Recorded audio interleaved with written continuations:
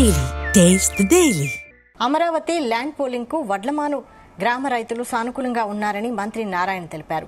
స్థానిక ఎమ్మెల్యే శ్రవణ్ కుమార్ తో కలిసి రైతులతో సమావేశం నిర్వహించారు. ల్యాండ్ పోలింగ్ పై రైతుల అభిప్రాయాలు తీసుకున్నారు.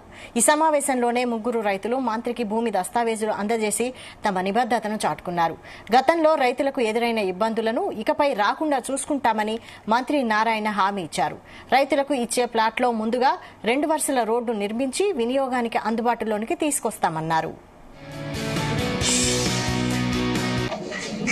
గతంలో తీసుకున్న ల్యాండ్ పుల్లింగ్ రైతుల యొక్క భూముల విలువ పెరగాలి, డెవలప్ కావాలంటే ఇక్కడికి అనేకమైన ఇండస్ట్రీస్, అనేకమైన యాక్టివిటీ రావాలి.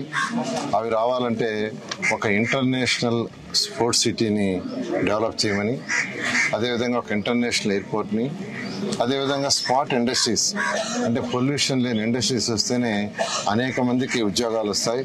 ఉద్యోగాలు వచ్చినప్పుడు మనుషులు వస్తారు. మనుషులు వచ్చినప్పుడు వాళ్ళకి కావాల్సిన హాస్పిటల్స్ కావచ్చు, స్కూల్స్ కావచ్చు, ఇంకా డిఫరెంట్ యాక్టివిటీ డెవలప్ అయినప్పుడే ఇక్కడ కన్స్ట్రక్షన్ యాక్టివిటీ కూడా వస్తుంది అని వారికి ఉన్న అపారానుభూతితో, దూరదృష్టితో ఈరోజు యాక్చువల్గా ఒక ఇంటర్నేషనల్ స్పోర్ట్స్ సిటీకి కొంత ల్యాండ్,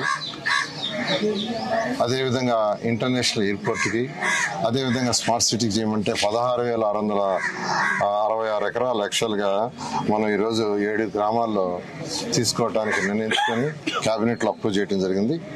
దానికి గాను ఈరోజు తుళ్ళూరు మండలం తీసుకుంటే వడ్డమాను గ్రామానికి నేను శాసనసభ్యుడు రావటం జరిగింది. శ్రావణ్ గారు రైతు సోదరులతో కూర్చొని డిస్కస్ చేశాం. ఎందుకంటే 2014-19లో కూడా ఆ రోజు రైతు సోదరులతో కూర్చొని డిస్కస్ చేసి పాలసీలు కూడా వాళ్ళందరి యొక్క ఆమోదంతో చేసినవి.